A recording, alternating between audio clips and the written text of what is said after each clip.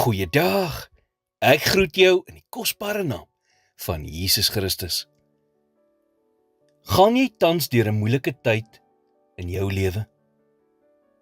Miskien is dit werk of stres verwant, of miskien sukkel jy met verhoudings, of dalk het dit te doen met jou finansies. En maak nie saak hoe hard jy in enige van daardie areas probeer nie. Dit voel asof jy vasgevang is in 'n put, waaruit jy net nie kan kom nie. Besef vandag, dat hierdie probleem wat jy nou het, nie vir altyd sal aanhou nie. Dit sal uiteindelik ook tot 'n einde kom. Selfs al lyk dit nie so nie. Selfs al lyk dit asof God jou verlaat het hy nie. Hy is daar waar hy nog altyd was, reg langs jou.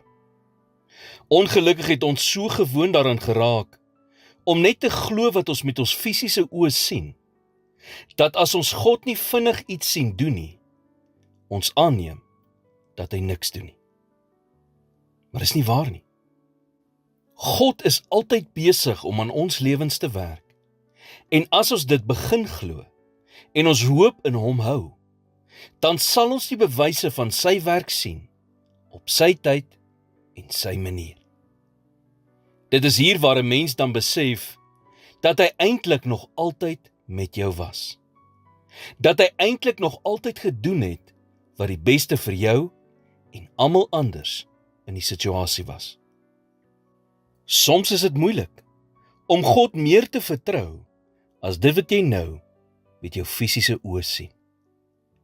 Maar God is daar in alles.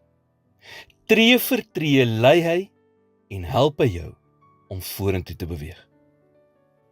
So as jy vandag mismoedig is, stop net 'n paar keer deur jou dag en sê vir jouself, God is besig om te werk in my lewe en aan my probleem.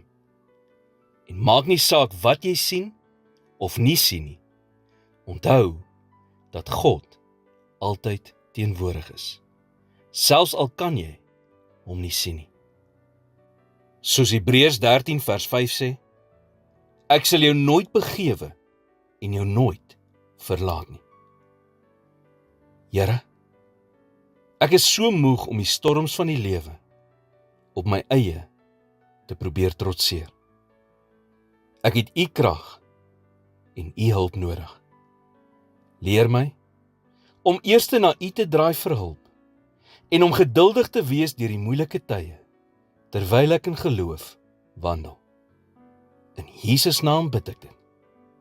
Amen.